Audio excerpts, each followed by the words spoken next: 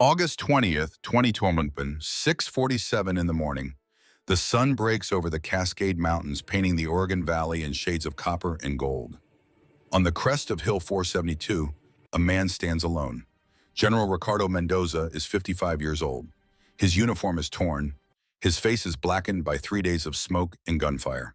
His hands, which once fixed engines in a Houston garage, now shake as they grip a set of binoculars. Below him, stretching across the valley floor like a river of steel and flesh, 40,000 enemy soldiers move eastward, desperate, defeated, trying to escape. Mendoza lowers the binoculars. He closes his eyes. For just a moment, he allows himself to feel the weight of what he has done. 1,500 Texans under his command held this hill for 72 hours. 127 of them will never see Texas again. Their blood has soaked into Oregon soil. Their sacrifice has closed the trap. The wind picks up. The American flag behind him, bullet-torn and carbon-stained, snaps in the breeze like a whip crack. Mendoza opens his eyes. He reaches into his vest pocket and pulls out a rosary. The beads are worn smooth from decades of prayer. His father pressed these beads into his 80-year-old hand the night they fled Warsaw in 1980. The night Soviet tanks rolled through the streets. The night his family chose freedom over fear. Mendoza whispers in Polish, then in English. A prayer his mother taught him. A prayer for the dead. A prayer for the living. A prayer for mercy. 300 yards down the slope, a figure emerges from the enemy lines. An officer, hands raised, white cloth tied to his rifle barrel, walking slowly up the hill towards certain death or uncertain mercy. Mendoza watches him come. This is the moment. This is where everything changes. This is where America shows the world what it truly means to be strong. He takes a breath. He stands taller. He waits. The story of how America got to this moment, how 3 soldiers redefined courage, and how mercy became the most powerful weapon of all begins 2 months earlier. It begins with an invasion. It begins with fear. It begins with a phone call that changed everything. June 6, 2027. The date that will echo through American history like a thunderclap. The beaches of Washington state erupt in fire and smoke. 150,000 enemy troops backed by modern armor and air support storm the coastline in a coordinated assault that catches America sleeping. Seattle burns. Portland falls within hours. The I-5 corridor becomes a highway of terror as civilians flee south, clogging roads, abandoning cars, running from an enemy they never imagined would reach American soil. For the first time since 1814, a foreign military force successfully invades the continental United States. The news spreads like wildfire. Panic grips the nation. The West Coast, America's technological heart, its cultural engine falls under enemy control in less than a week. But panic creates something else, something the enemy did not anticipate. Something that has defined America since 1776, resolve. Within 24 hours of the invasion, 300,000 National Guard troops mobilize. Within 48 hours, active duty forces from across the country converge on staging areas in California, Idaho, and Montana. Within 72 hours, America is no longer reeling. America is preparing to strike back. Among those responding to the call is a 32-year-old National Guard officer from Helena, Montana. His name is Jackson Cole. His friends call him Jack. His wife calls him Honey.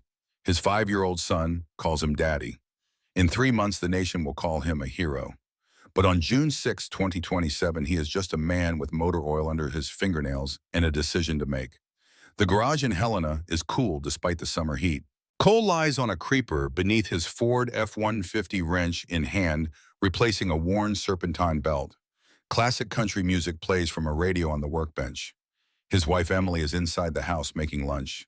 His son Ethan is in the yard playing with toy soldiers. It is a perfect Saturday, the kind of Saturday that makes Montana feel like the last good place on earth. The radio cuts out mid-song. An emergency tone pierces the silence. Cole rolls out from under the truck, grease-stained hands reaching for the volume knob. The announcer's voice is tight, professional, barely concealing terror. Massive coordinated attacks on Seattle, Portland, Eugene, Tacoma, and Bellingham. Foreign military forces confirmed on American soil. Casualties unknown, but estimated in the thousands. The president has declared a national emergency. All military personnel are being recalled to active duty immediately. Cole stands frozen. The wrench dangles from his hand, forgotten. Through the open garage door, he can see Ethan running through the grass, diving, rolling, pretending his plastic soldiers are storming a beach. The boy makes explosion sounds with his mouth. He has no idea that real explosions are tearing through cities 700 miles away. Emily appears in the doorway. Her face is pale. She has heard the news. She knows what it means. Her eyes meet his across the concrete floor of the garage. Neither speaks. They do not need to. 12 years of marriage, 2 combat deployments to the Middle East. They have been here before. They know this moment. They hate this moment. Cole sets down the wrench. He walks to her. He pulls her close. She smells like vanilla in summer and home. She feels small in his arms, fragile, though he knows she is stronger than he will ever be. She is the one who will stay. She is the one who will wait. She is the one who will keep their life together while he tears other lives apart. 4 hours later, Cole kisses his son goodbye. The boy does not understand why Daddy is wearing his uniform, why Daddy is packing a bag, why Mommy is crying. Cole kneels eye level with the child. He wants to memorize this face, these eyes, this moment. Be good for your mom, buddy. Daddy has to go to work for a while. Ethan nods. His small hand grips his father's thumb. The squeeze is surprisingly strong. Cole feels his throat tighten. He stands quickly before the boy can see tears, before the boy can learn that men cry, before the boy can understand that sometimes work means war and goodbye might mean forever. The drive to the armory takes 20 minutes. Cole does not remember any of it. 1,200 miles to the south in Houston, Texas, another soldier receives the same call. But for Ricardo Mendoza, this is not just duty. This is personal. This is prophecy. This is the bill coming due for freedom granted 47 years ago. Mendoza is in his backyard when the call comes. He is grilling burgers and hot dogs for a family cookout. His grandchildren are splashing in a pool. His daughter is setting the table on the patio. His wife Maria is bringing out a pitcher of sweet tea. The smell of mesquite smoke and seared beef fills the air. Texas in summer. Texas at peace. Texas about to send its sons to war again. His phone buzzes. He glances at the screen. The caller ID says Pentagon. His hand stops tongs frozen mid-flip. He knows. Before he answers, he knows. When the call ends, he stands motionless. The burgers burn. Smoke rises. Maria sees his face and understands immediately. She was a military wife for 30 years. She knows that look, that stillness, that moment when the world splits into before and after. She walks to him.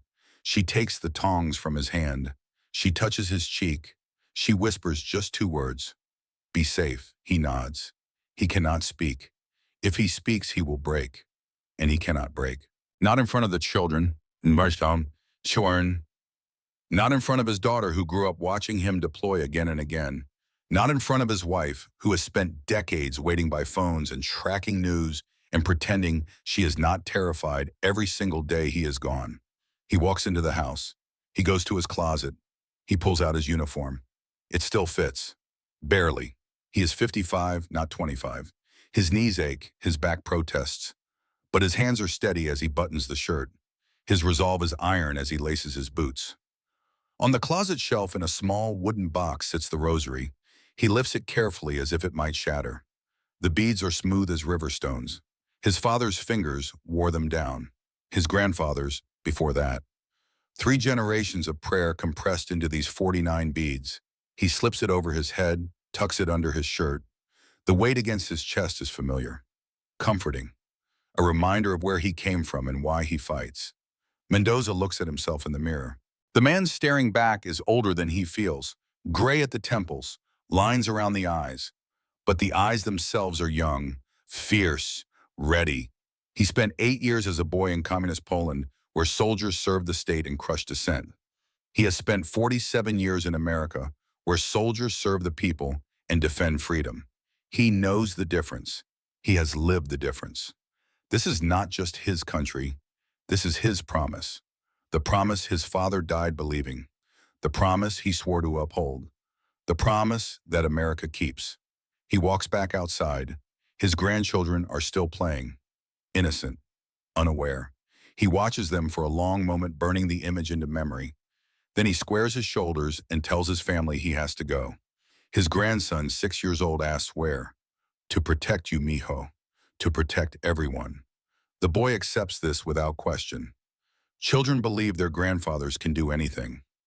Mendoza prays the boy is right. While Cole drives north and Mendoza flies east, a third man sits in a command center outside Sacramento, California.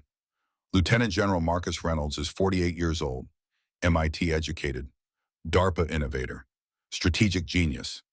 He has spent the last 15 years studying war through computer models and simulations. Now war has come to his homeland, and simulations are no longer enough. Reynolds stands before a holographic map of the Pacific Northwest. Red markers indicate enemy positions. Blue markers show American forces. The enemy has superior numbers, superior position, superior momentum. Every conventional analysis says America is facing months, maybe years of brutal fighting to retake the coast. Reynolds does not believe in conventional analysis. He believes in asymmetry. He believes in innovation. He believes that the side that thinks differently wins. An aide approaches with a coffee. Reynolds takes it without looking, his eyes never leaving the map. He sips. It is terrible, burnt, overbrewed. But it is American coffee made by American soldiers defending American soil.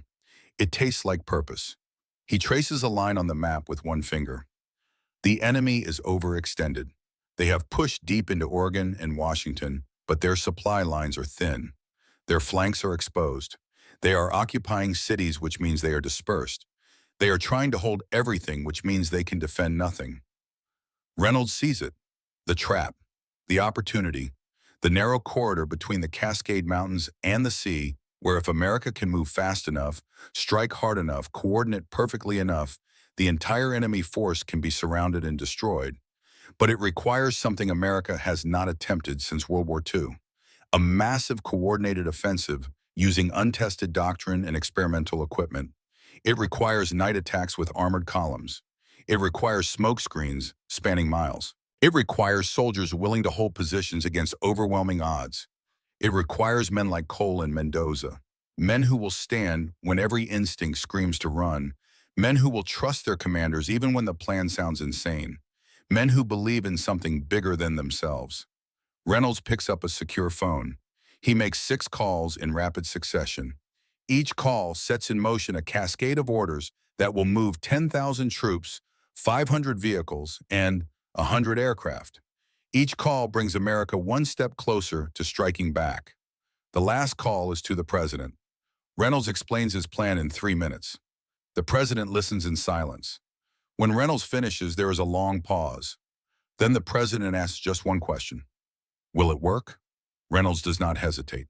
Yes, sir. If our soldiers do their job, if they hold when it matters, if they remember what they are fighting for, yes, sir, it will work. The president authorizes the operation. Reynolds hangs up. He looks at the map again. In 8 weeks, this war will be decided. In 8 weeks, America will either reclaim its coast or face years of grinding conflict. In 8 weeks, 3 soldiers who have never met will stand together in a valley in Oregon and prove that mercy is the ultimate strength. But first, they have to survive the longest night of their lives. July turns to August. American forces retake Eugene, push north toward Portland. The enemy retreats but does not break. They fight for every town, every bridge, every mile of highway. The casualties mount. 300 Americans killed in the first week, 500 the second, 1,000 the third. Each name is a family shattered.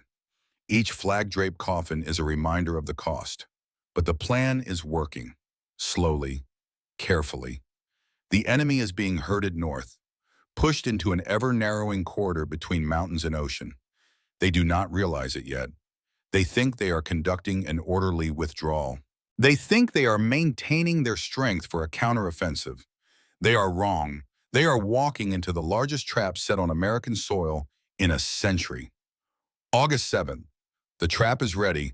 Cole's Montana Regiment has moved into position north of Salem. Mendoza's Texas Division is staging south of Yakima. Reynolds is in his mobile command post watching real-time feeds from drones and satellites.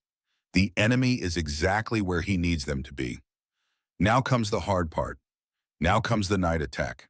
Now comes the moment when American soldiers will do something the enemy believes is impossible. They will advance in complete darkness, navigate by instruments alone, and break through prepared defensive positions without the advantage of surprise or superior numbers. They will do it because they trust their equipment, they trust their training, they trust their leaders, they trust each other. And most of all, they trust in the idea that America fights for the idea that gives ordinary people the courage to do extraordinary things. Freedom. Cole receives his orders at 2200 hours. His regiment will spearhead the assault. 1,200 men, 400 vehicles, 6 miles of enemy territory to cross before dawn. He gathers his officers in a field outside Salem. Moths flutter around the red-lensed flashlights. The night is warm, windless, perfect for what they are about to attempt. He does not give a speech. He is not good at speeches. He is a mechanic from Montana who learned to lead by watching his father fix tractors and treat customers with honesty. But he knows his men need something, some word, some assurance that what they are about to do is not suicide. So he tells them the truth. Gentlemen, I will not lie to you. This is dangerous. Some of us will not see tomorrow. But if we do this, if we break through tonight, we save thousands of American lives. We end this war months, maybe years earlier. We show the world that America still knows how to fight, not just with bigger weapons, but with smarter tactics, with innovation, with courage. That is what we do. That is who we are. That is why we will win. The officers nod. They disperse to their units. Orders ripple down the chain of command. Engines turn over. Radios crackle with final checks. Cole climbs into his tank, settles into the commander's seat, puts on his helmet.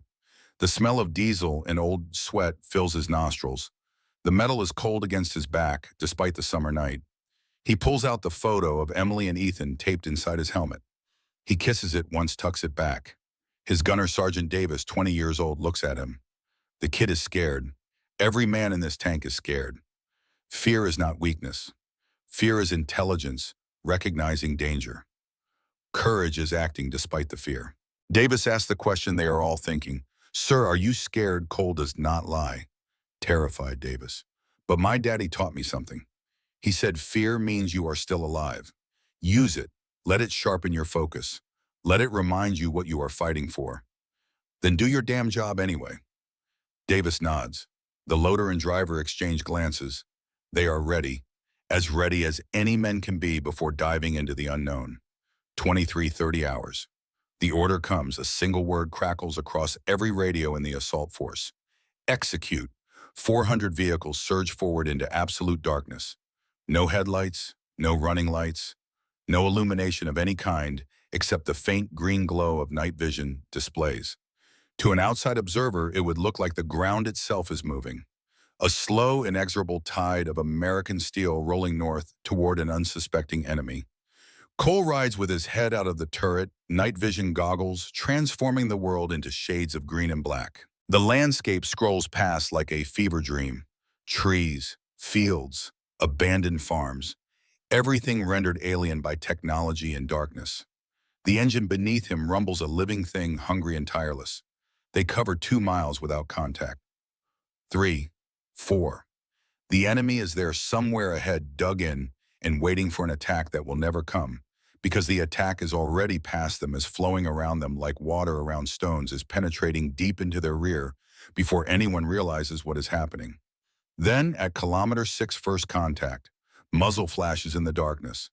Tracer rounds arcing through the night like malevolent fireflies. The peaceful advance becomes a storm of metal and fire and death. The explosion hits 30 feet to Cole's left. The concussion wave rocks his tank, throwing him against the turret rim. His ears ring, his vision blurs. For 3 seconds, the world is silent, except for a high-pitched whine that seems to come from inside his skull. Then sound crashes back. Screaming engines, machine gun fire, the metallic ping of bullets ricocheting off armor. His radio crackles to life. Multiple voices shouting over each other. Contact front, contact left, tank hit, crew bailing out. Medic, medic, medic. Cole forces himself to focus. This is the moment commanders train for but never feel ready for. The moment when chaos threatens to shatter carefully laid plans, when fear threatens to become panic, when the difference between victory and massacre comes down to one voice on the radio staying calm. He keys his mic. His voice is steady, deliberate, louder than necessary but not shouting. All Warhammer units. This is Warhammer 6. Hold formation. Return fire. Keep moving. Do not stop. I say again, do not stop. We push through or we die here. The effect is immediate. The panicked chatter diminishes. His company commanders acknowledge. The advance resumes. Not smooth, not clean, but moving. Always moving. Because a moving target is harder to kill. Because momentum is life. Because stopping in a kill zone is death. Cole's tank pushes forward. His gunner engages targets as they appear. Brief flashes of heat in the thermal sight. A squeeze of the trigger. The roar of the main gun. The target disappears. Another appears. The cycle repeats. There is no thought, no hesitation, just stimulus and response. See, shoot, kill, survive. They break through the first defensive line at 01:15 hours. American casualties are lighter than expected. Surprise achieved. Enemy confusion total. By 0300 hours, Cole's regiment has penetrated 6 miles into enemy territory. The breakthrough is complete. The German Blitzkrieg of 1940. The American advance is unstoppable for the same reason. Speed, violence, shock. Dawn comes slowly bleeding red and orange across the Cascade Peaks. Cole climbs out of his tank as the sky brightens. His legs are numb from hours in the commander's seat. His ears still ring from the concussion. His hands shake from adrenaline crash. He removes his helmet, lets the cool morning air wash over his sweat-soaked hair. Around him, the aftermath of violence. Burning vehicles, scorched earth, bodies, some American, most enemy, all dead, all someone's son, all paying the price for decisions made by men in distant capitals who will never see this field, never smell this smoke, never carry these memories. A young soldier, 19, maybe 20, sits on the ground near a destroyed enemy position. He is vomiting, not from fear, from seeing, from understanding, from the moment when war stops being abstract and becomes corpses and blood, and the knowledge that you helped create this. Cole walks over, sits down beside him, says nothing. Sometimes words are useless. Sometimes the only comfort is presence, the knowledge that you are not alone in your horror. After a minute, the soldier wipes his mouth, looks at Cole. Does it get easier? Sir Cole considers lying, decides against it. This kid deserves truth. No, it gets familiar, but never easy. The day it stops affecting you, that is when you need to worry.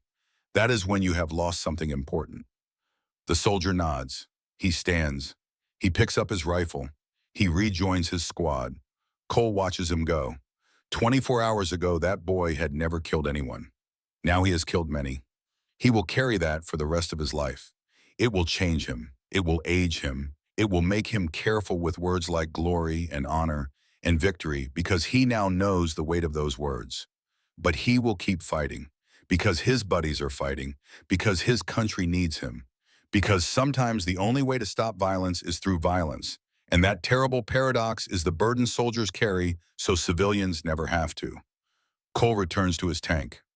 Reynolds is on the radio, voice crackling through static. Warhammer 6, this is Warhammer Actual. Excellent work tonight. You have torn a hole in their line they cannot repair. Now we exploit. Phase 2 begins in 6 hours.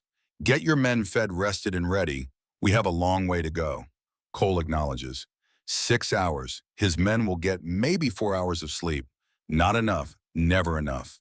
But enough to keep moving. Enough to keep fighting. Enough to finish what they started. He looks east toward the mountains. Somewhere beyond those peaks, Mendoza's Texans are moving into position. Somewhere in Sacramento, Reynolds is orchestrating a symphony of destruction. 3 men who have never met working toward a single goal. Victory, not just military victory, something deeper, something that will define what America means in the 21st century.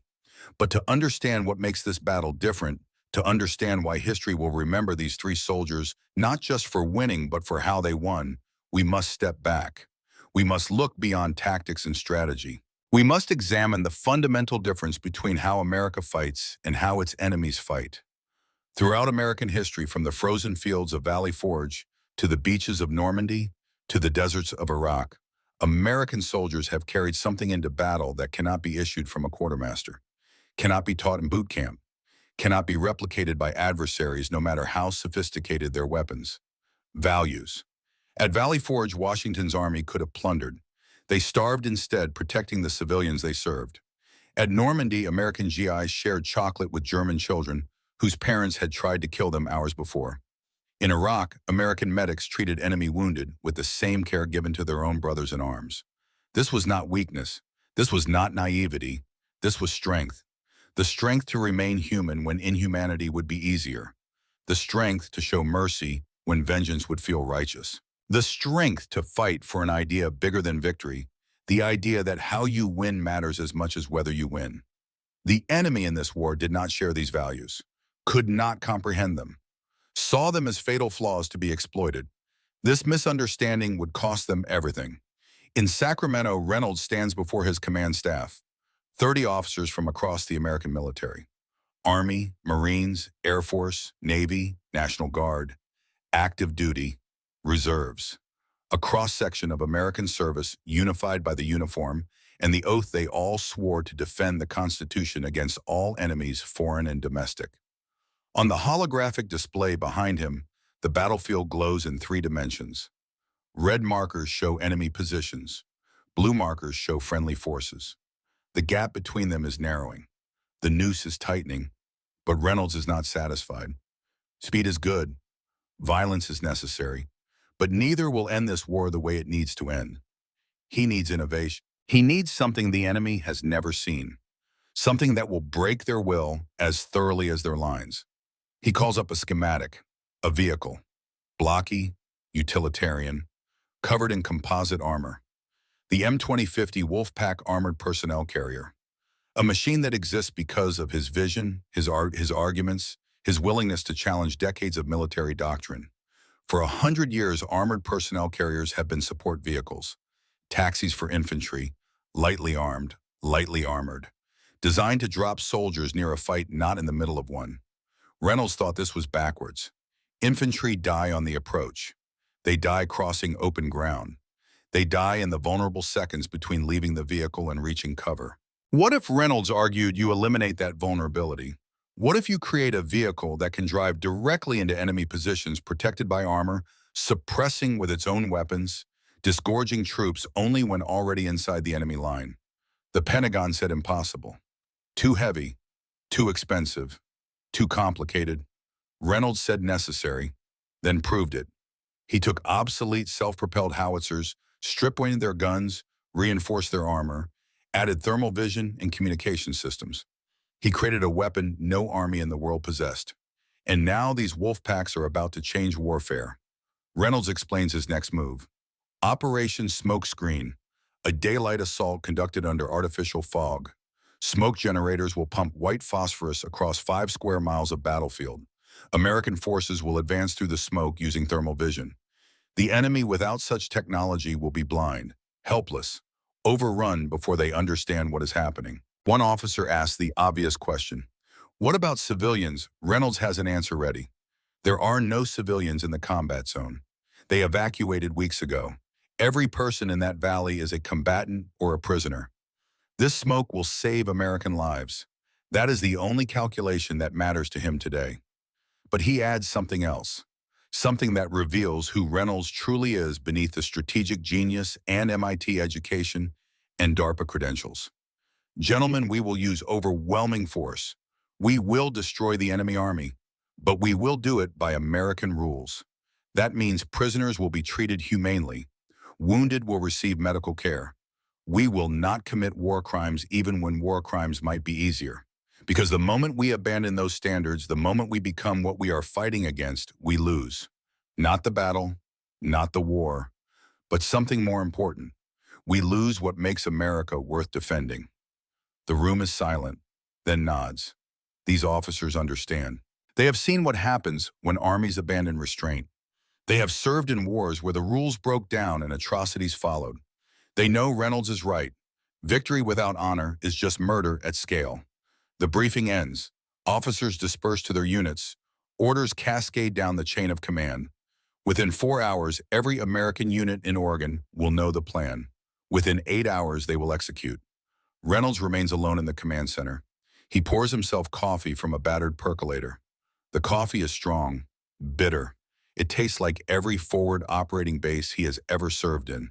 He drinks it black, no sugar feeling the heat spread through his chest. On the desk beside him, a photograph. His family, wife, 2 daughters, taken last Christmas.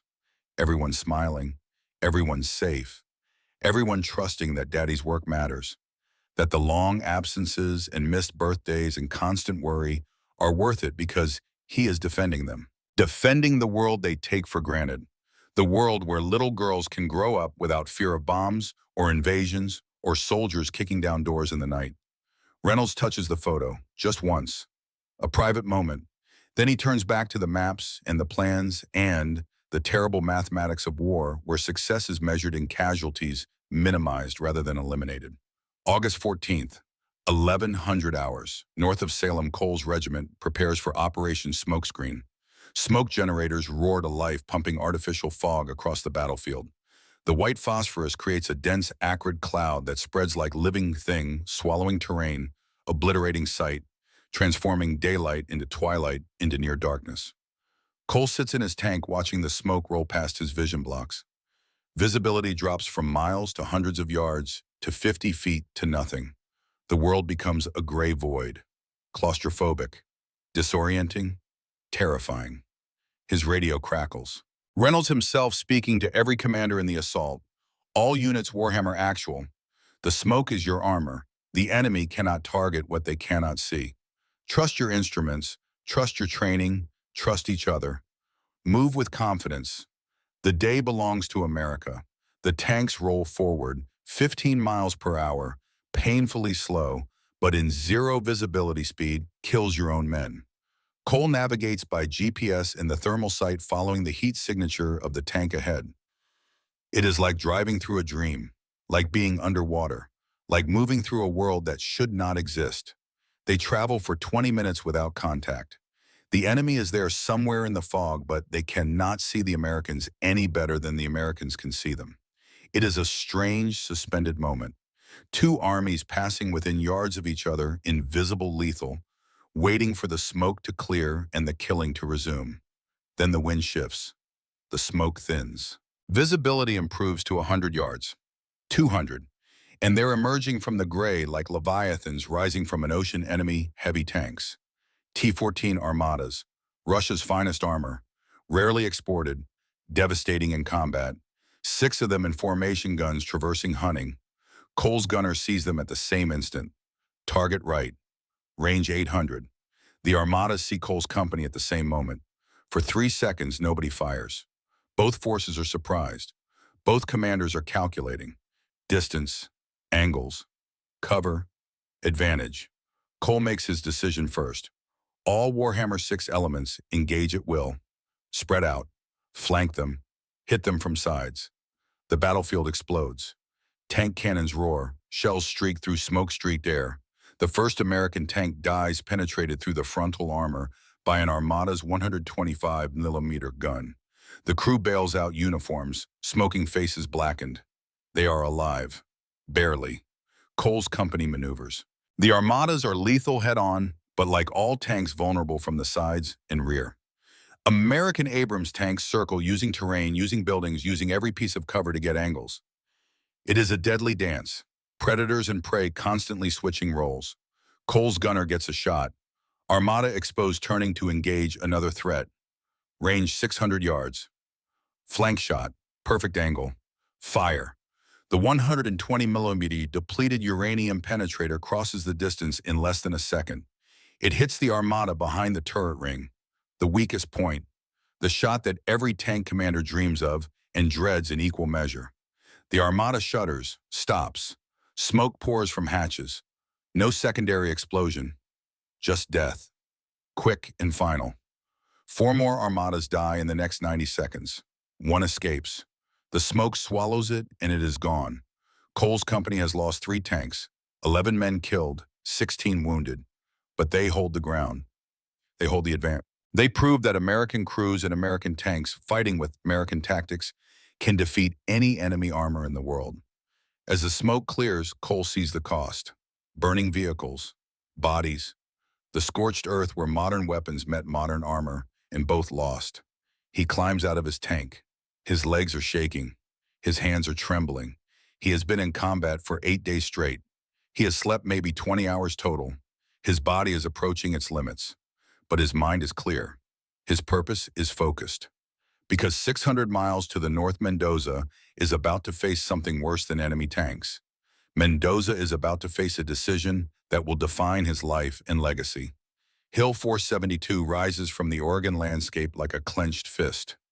1,700 feet of rock and scrub overlooking the last open corridor between the American forces and the trapped enemy army.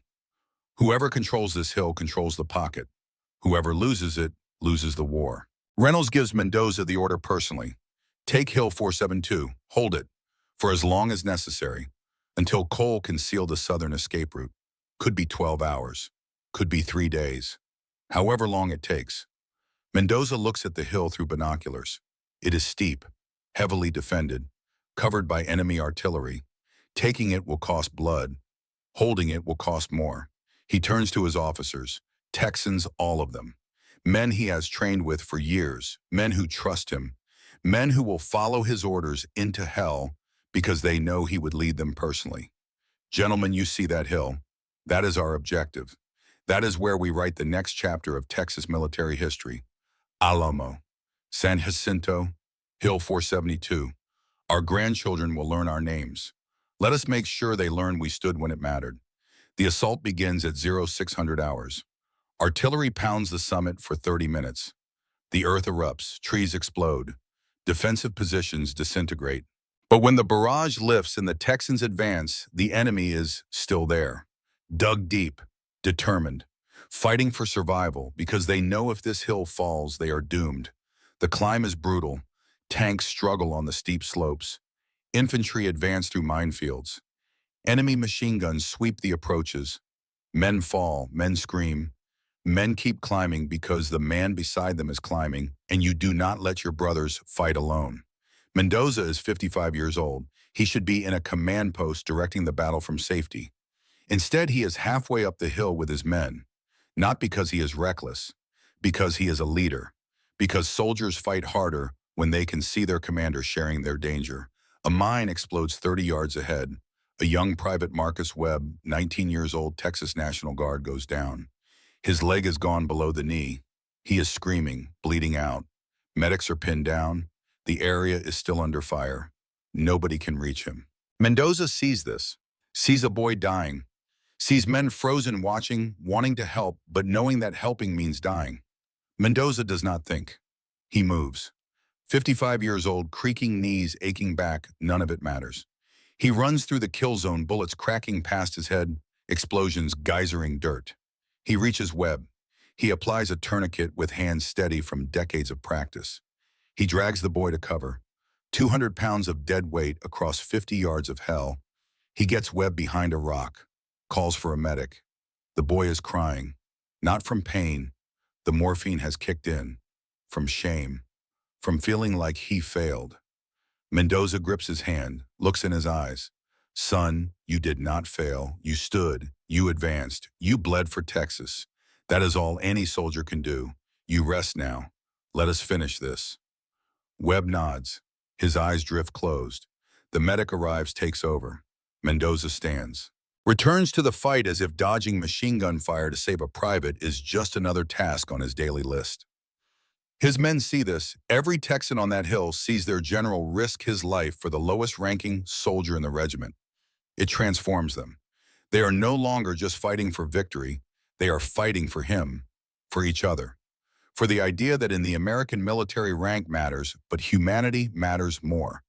By 0730 hours, the Texans reach the summit. The cost is staggering. 127 killed in 90 minutes, 300 wounded. But they hold the high ground. They plant the American flag. They dig in for what comes next, because the enemy knows what this hill means, and they are going to try to take it back. Mendoza stands on the crest of Hill 472 and looks down into the valley. What he sees will haunt him for the rest of his life. 40,000 men, an entire army, crushed into a corridor 5 miles wide and shrinking by the hour. Vehicles packed so tightly they cannot maneuver. Artillery pieces abandoned for lack of fuel. Supply trucks burning. Wounded lying in ditches because there are no medics left. An army that 3 months ago invaded America with pride and power, now reduced to a desperate mob fleeing toward a safety that no longer exists. This is what victory looks like. This is what happens when strategy and courage and sacrifice converge. This is the moment commanders dream of and dread in equal measure. Total battlefield dominance, total enemy collapse, total responsibility for what comes next. Mendoza lowers his binoculars. His hands are steady despite 3 days without sleep. His voice is calm despite the knowledge that the hardest fighting still lies ahead. He gathers his officers, 8 men all exhausted, all wounded in small ways that they ignore, all watching him for the strength to continue. The enemy will counterattack within the hour. They have no choice. This hill is their last hope. We hold, they die. We break, they escape. It is that simple, that absolute. Captain James Houston, 32 years old, Texan through 4 generations, speaks what everyone is thinking.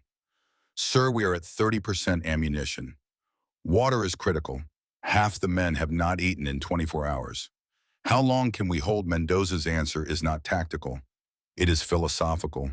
It is the distilled wisdom of a man who fled communism as a boy and spent his life defending the country that gave him freedom. As long as it takes, Captain.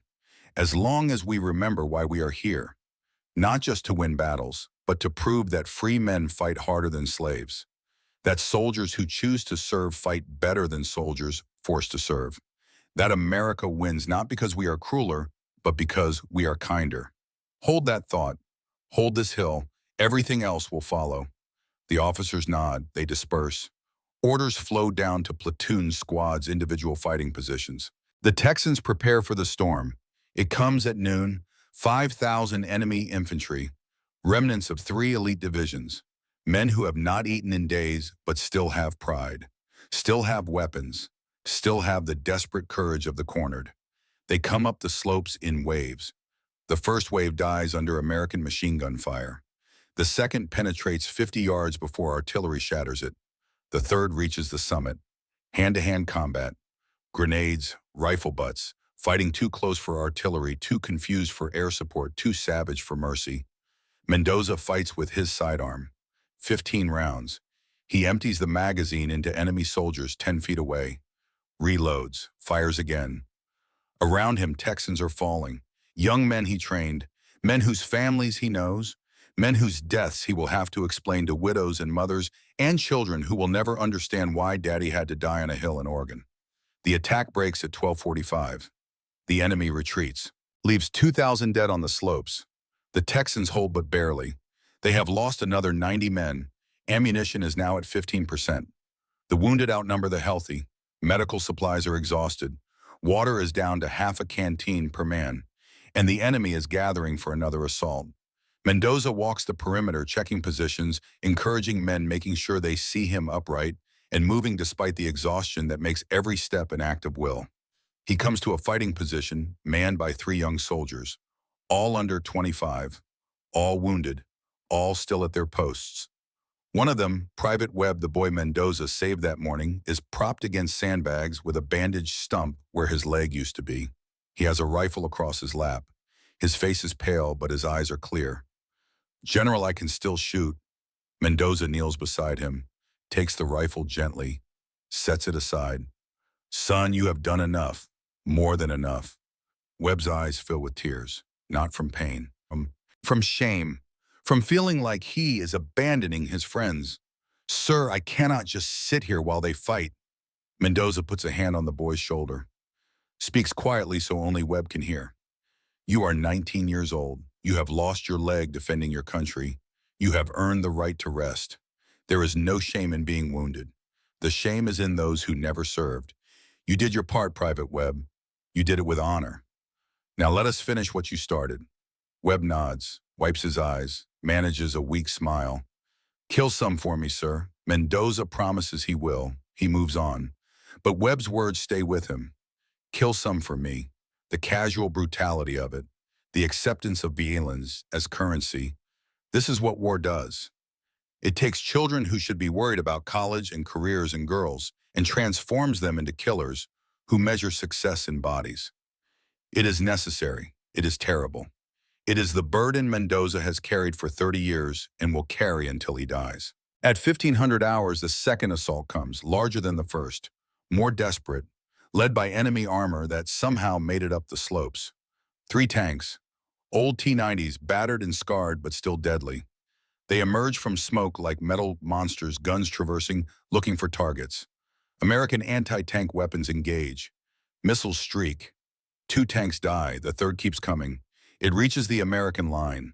Its machine gun sweeps trenches, killing men who survive the infantry assault. It turns its main gun toward Mendoza's command post. Then an American sergeant, 40 years old, father of 3, does something that will earn him the Medal of Honor posthumously. He sprints from cover with a satchel charge, runs alongside the tank, places the charge against the engine compartment. The tank realizes. The machine gun turns, cuts him down, but he has already pulled the fuse. The explosion rips the tank open. The crew dies instantly. The sergeant dies 10 seconds later, torn apart by bullets he no longer feels. Mendoza watches this, watches a man sacrifice himself to save his brothers, watches courage in its purest form. He will write the letter to this man's wife. He will attend the funeral. He will look into the eyes of 3 children and try to explain why their father is a hero. But no words will ever be adequate. No explanation will fill the hole in their lives. The assault breaks. The enemy retreats again.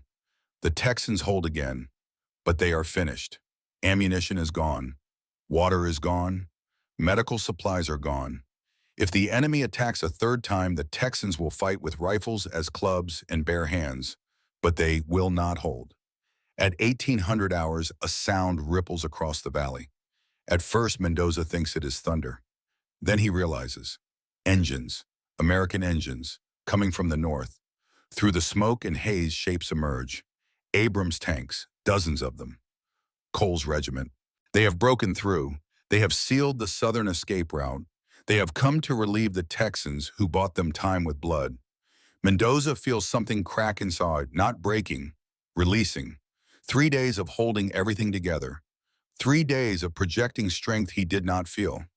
3 days of making decisions that killed men. It all floods out in a single moment of overwhelming relief. He sits down, just sits, right there on the hilltop. His legs simply stop holding him. He sits and he breathes and he allows himself to feel the weight of what he has done. Captain Houston approaches, stands beside him, says nothing. There are no words. Houston knows what Mendoza is feeling because he is feeling it too. They held. They survived. And now the war is won. But the battle is not over, because war is not just about killing enemies. War is about what you do with the enemies who surrender. And down in that valley, 40,000 men have realized they have no more fight left. They have no more hope.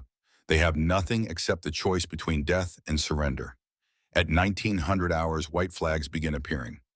First dozens, then hundreds, then thousands. An army surrendering not in units but as individuals. Men walking toward American lines with hands raised, weapons abandoned, faces hollow with exhaustion and relief and fear of what comes next. Cole's regiment receives them first. His soldiers, pumped full of adrenaline and rage and the euphoria of survival, see the enemy who tried to kill them now defenseless. It is a dangerous moment. The moment when discipline either holds or shatters. When soldiers either remain soldiers or become something darker.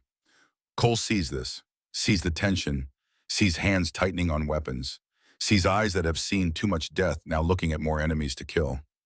He stands on his tank, makes himself visible to every man in his regiment. His voice carries across the battlefield. All Warhammer 6 elements. These men are prisoners. They will be treated according to the Geneva Convention. They will receive water, food, and medical care. Anyone who harms a prisoner answers to me personally. Is that understood? The response is scattered, reluctant, but it comes. Understood, sir. Cole jumps down, approaches the first group of prisoners. 20 men, ragged, terrified, expecting execution. Cole calls for water, his own canteen, half empty, precious. He hands it to the nearest prisoner. Drink, then move to the collection point. You are safe now. The prisoner stares at the canteen, at Cole, at the weapon Cole could use to kill him but is not using. The prisoner drinks, hands the canteen back, whispers in broken English, "Thank you." Cole nods, waves them on. The next group, the next 100, the next 1,000, it takes 6 hours to process them all.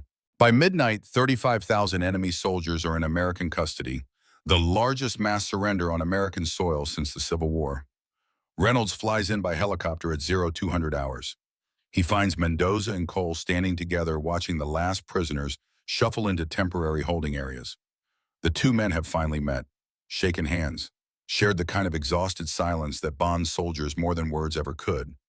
Reynolds approaches, looks at the scene. 48 hours ago, this valley was a battlefield. Now it is a humanitarian operation. American medics treating enemy wounded. American engineers setting up latrines and water points. American quartermasters distributing food. The enemy who invaded America are now dependent on American mercy for survival. Reynolds speaks quietly, to both men, to himself. This is how we win. Not just the battle, the peace. These men will go home someday. They will tell their families, their children. They will say Americans treated them with dignity when they deserved nothing. That story, gentlemen, is worth more than any weapon we possess. Mendoza nods. Cole nods. They understand. This is not weakness. This is power. The power to show mercy when vengeance would be easier. The power to remain human when inhumanity is expected. The power to prove that American values are not just propaganda, but principles lived even in the worst circumstances. The next morning, one prisoner asked to speak with the American commander. He is brought to Mendoza. The man is 45 years old, enemy colonel, commander of one of the shattered divisions. His name is Victor Volkov. He salutes. Mendoza returns it. Soldier to soldier, enemy to enemy, human to human. Volkov speaks through an interpreter. His voice is steady, but his eyes betray the emotion beneath. General, I surrender my remaining forces. I request that they be treated humanely. Mendoza's response is immediate, absolute. Colonel, your men will be treated with dignity and respect. That is the American way. You have my word. Volkov's composure breaks. Tears stream down his face. He is a professional soldier. He has fought in a dozen conflicts. He has seen victory and defeat, but he has never seen this. An enemy offering mercy, an enemy keeping his word. Volkov asks the question that has been tearing him apart for 3 days. Why we invaded your country, killed your soldiers, destroyed your cities.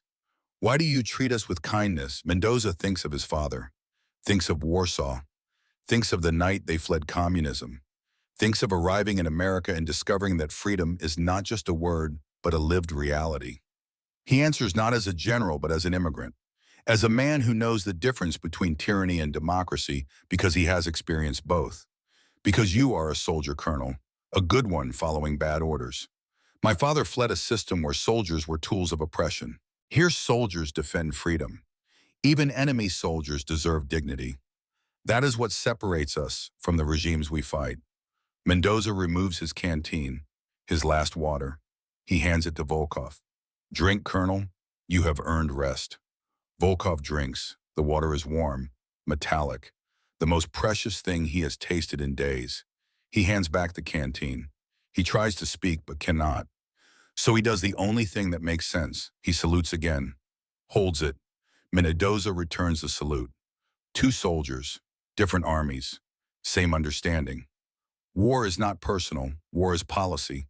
And the men who fight wars are not monsters, but human beings caught in circumstances beyond their control. This moment, this exchange, this salute will become legendary. Photographers capture it. It will appear in newspapers across America. It will be taught in military academies. It will be the image that defines this war. Not the battles, not the destruction, but this: mercy offered, dignity preserved, humanity affirmed. 3 months later, November 2027, Thanksgiving. The prisoner of war camp outside Eugene, Oregon, houses 30,000 enemy soldiers.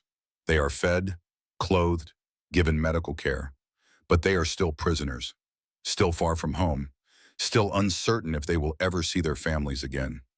American command makes a decision. On Thanksgiving, the prisoners will receive a traditional American meal, not field rations, real turkey, stuffing, cranberry sauce, pumpkin pie.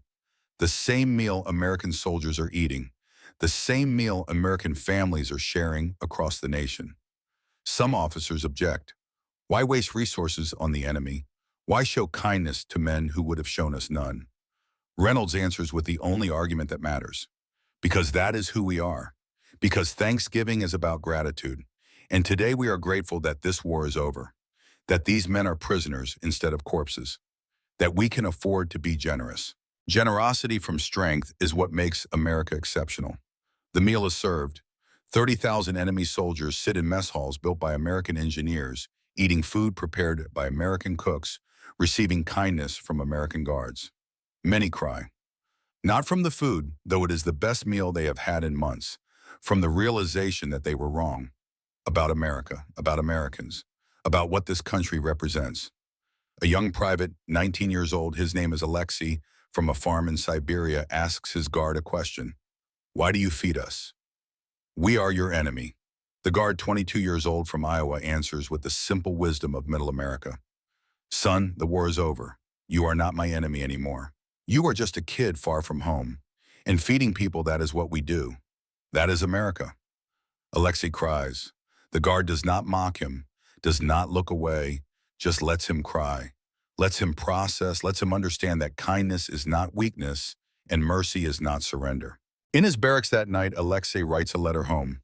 The censors will read it before it goes out, but they will let it pass because it says what they want the world to know. He writes to his mother. He writes about the invasion, about the battle, about the surrender, about the fear of what would happen next. And then he writes about the turkey, about the kindness, about the American guard who treated him like a human being instead of a prisoner. He ends the letter with a sentence that captures everything. Mother, we invaded America thinking they were weak. We were wrong. They are strong in ways I never understood. Strong enough to show mercy. Strong enough to feed their enemies. Strong enough to prove that their values are not just words but actions. I do not know when I will come home, but when I do, I will tell everyone. We did not lose to American weapons. We lost to American principles. December 2027, Helena, Montana. The airport is crowded with families. Soldiers returning from the war. Reunions playing out across the terminal. Tears and embraces and the kind of joy that only comes from separation survived. Cole walks through the gate. He is thinner than he was. His eyes are older. The Medal of Honor hangs around his neck, a piece of metal that is somehow both weightless and unbearably heavy. It represents courage. It represents sacrifice. It represents the 11 men from his regiment who died under his command and whose families will receive this same medal posthumously, but for them, it will be a poor exchange for a son or husband or father. Emily sees him first. She runs. Not graceful, not slow, just runs, crashes into him. He catches her, holds her. She smells like home, like vanilla and laundry soap and everything safe and good in the world. He buries his face in her hair and lets himself feel what he has not allowed himself to feel for 4 months. Fear, relief, grief, love. All of it flooding through him in a wave that makes his knees weak and his chest tight and his eyes burn. Ethan stands back, 5 years old. He has seen his father on video calls, but not in person since June. 4 months is a lifetime for a child. He does not recognize this man with the medal and the haunted eyes in the too tight embrace of his mother. Cole sees this, sees his son's uncertainty. It breaks something in him that the war could not break. He kneels, eye level, waits, lets Ethan come to him. Hey, buddy, it is Daddy, I am home. Ethan hesitates. Then something clicks, recognition, memory, relief. He runs, throws himself at Cole. Small arms wrap around a big neck. Cole catches him, lifts him, holds him like he is the most precious thing in the world, which he is. I missed you, Daddy. Cole cannot speak. If he speaks, he will break. So he just holds his son and lets the tears come and does not care who sees. That night, after Ethan is asleep, Cole sits on the porch. Emily brings coffee. They sit in silence watching the Montana night. The stars are bright, the air is cold. Everything is exactly as it was 4 months ago, except Cole.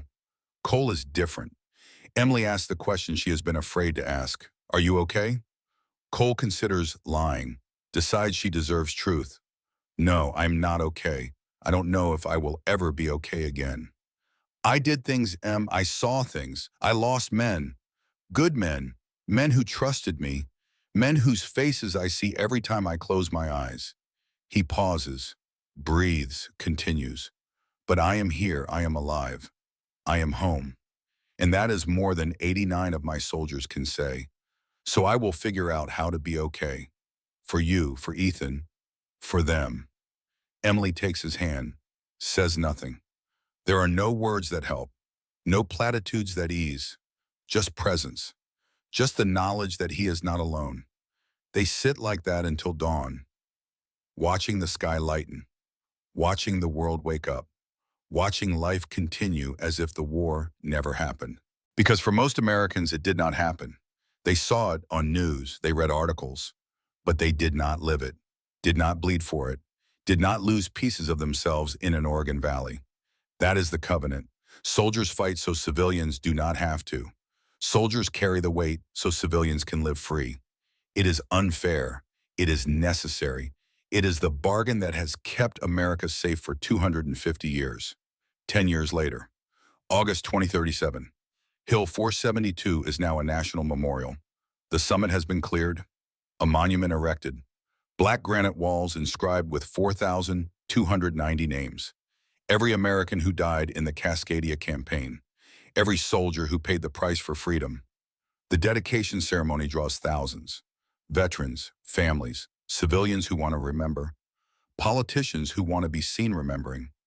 The usual mix of genuine grief and political theater that characterizes every memorial service.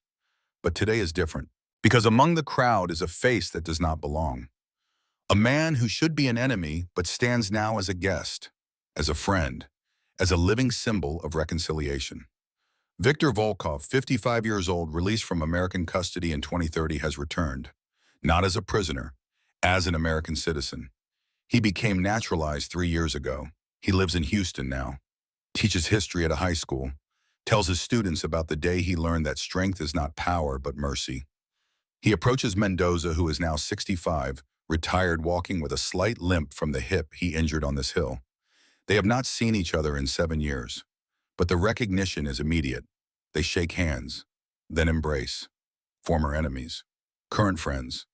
A transformation that seems impossible until you understand that they were never truly enemies. They were soldiers following orders, and when the orders stopped, the humanity remained. Volkov speaks. His English is good now. 10 years in Texas will do that. General Mendoza, I came to say thank you. For what, Victor? For treating me like a human being when I deserved nothing. For showing me what America really is. I spent my life fighting democracy. You taught me why democracy is worth fighting for. Mendoza grips his shoulder. This man who tried to kill him, who he defeated, who he spared. They are connected now in a way that transcends nationality or politics or history. You were a good soldier, Victor, just on the wrong side. Not anymore. Volkov nods. His eyes are wet. He gestures to the memorial, to the names. I tell my students about this place, about these men. I tell them that America won not because of better weapons, but better values. That mercy is not weakness. That kindness is strength. They do not always understand, but someday they will. The ceremony begins. Speakers take the podium, generals and senators, and the vice president. They talk about sacrifice and heroism and the enduring spirit of America. The words are fine, necessary, but also hollow in the way that official words always are. Then they call Marcus Webb to speak. Webb is 29 now. He walks to the podium on a prosthetic leg, high-tech carbon fiber. He does not limp. The technology has progressed. But everyone knows, everyone sees. This man left part of himself on this hill. He stands at the podium, looks out at the crowd, takes a breath, begins. I was 19 when I came to this hill. I was a kid, scared, trying to prove I was a man. I lost my leg up there. I lost friends. I lost pieces of myself I will never get back. He pauses. The crowd is silent, waiting. But I gained something too. I learned what it means to be an American, not just fighting for freedom, but extending freedom to others, even enemies. He gestures to Volkov standing in the crowd. That man tried to kill me. His soldiers put me in this wheelchair for 6 months before I could walk again. And you know what? I do not hate him. Because General Mendoza taught me that hate is easy, mercy is hard, and America is built on doing hard things. Another pause. Webb's voice strengthens. When I was lying on this hill bleeding out thinking I was going to die, General Mendoza ran through machine gun fire to save me. He was 55 years old. He could have died, but he came anyway. Because in the American military, rank matters, but humanity matters more. Later that day, I watched him give water to enemy prisoners while our own men were dying of thirst. I did not understand it then. I do now. He was not just winning a battle. He was proving that American values are not just propaganda. They are principles we live by even when it costs us, especially when it costs us. The crowd erupts in applause, but Webb is not finished. Everyone here wants to thank us for our service, thank us for our sacrifice. That is kind. But you know what would mean more? Living by the values we fought for, treating each other with dignity, showing mercy to those who do not deserve it, extending kindness even when it is hard. That is what these 4,000 names represent. Not just soldiers who died, but soldiers who proved that America is more than a place. It is an idea. The idea that every human being has worth, that mercy is strength, that we are defined not by our worst moments, but by how we respond to them. If you want to honor us, live that way, not just on Memorial Day days, but every day, in how you treat your neighbors, your co-workers, even people you disagree with. Be American not just in name, but in action. Webb steps down. The applause is deafening. Veterans' prayers are crying. Civilians are crying. Volkov is openly sobbing. After the ceremony, Reynolds, Mendoza, and Cole stand together at the memorial wall. 3 soldiers who never met before the war, who now meet every year on this date, who are bound by what they did and what it cased and what it meant. Reynolds traces a name on the wall. Sergeant David Martinez, one of his staff officers, killed in the first week. 26 years old, newlywed, Reynolds wrote the letter to his widow, attended the funeral, watched her collapse at the graveside. That memory is carved deeper than any granite. This was worth it. What we did here, it had to be worth it. Cole answers. His voice carries the exhaustion of 10 years of therapy and nightmares, and slowly learning to live with what he has seen. It was worth it because we made it worth it. Not just by winning, by how we won. That is what I tell myself on the bad days. Mendoza adds the final thought. The wisdom of a man who spent his childhood under communism and his adulthood defending democracy. My father used to say that America is an experiment. Every generation has to prove it still works. We proved it, not perfectly, but honestly. We showed that democracy can fight and win without becoming tyranny. That is our legacy. They stand in silence. 3 old soldiers, survivors, remembering the dead, honoring the sacrifice, knowing that the battle they fought on this hill will echo through history, not because of the tactics or the technology, but because of the humanity they preserved in the midst of inhumanity. The sun sets over Hill 472. The American flag on the memorial catches the last light glowing like fire. An eagle soars overhead, wings spread riding thermal currents up from the valley. The valley where 40,000 men learned that America wins, not because it is the strongest, but because it is the best. Because it holds itself to standards that seem impossible and achieves them anyway. Because it treats enemies with dignity and prisoners with mercy and the defeated with hope. This is the story that history will remember. Not the weapons, not the casualties, not the strategic brilliance, but this. The moment when America faced the ultimate test and proved that its values are not aspirations, but commitments. Not words, but actions. Not propaganda, but truth. The 3 soldiers walk down from the hill. Behind them, families gather at the wall, touching names, leaving flowers, whispering prayers. Above them, the flag waves in the evening breeze, bullet holes and carbon stains still visible, still honored, still flying. America fought a war on its own soil and won. But more importantly, America won without losing itself, without abandoning its principles, without becoming what it fought against. That is the victory. That is the legacy. That is why 50 years from now, people will visit this hill and understand that true strength is not the power to destroy, but the courage to show mercy. Not the ability to hate, but the wisdom to forgive. Not winning at any cost, but winning while remaining worthy of victory. The sun sets, the day ends, the memorial stands, and America remembers. Not just the battle, but the values, not just the victory, but the price, not just the soldiers who fought, but the civilians who waited, not just the enemies who surrendered, but the friends they became. This is America, imperfect, striving, always reaching for ideals it does not always achieve but never abandons. This is the American way. This is the American promise. This is why even in the darkest moments, America endures. Because mercy is stronger than vengeance. Because kindness is more powerful than cruelty. Because the values we fight for matter more than the battles we win. Remember that. Honor that. Live that. That is how we honor the 4,290 names on this wall. Not with words, but with lives lived according to the principles they died defending. Freedom, dignity, mercy, justice. The American way.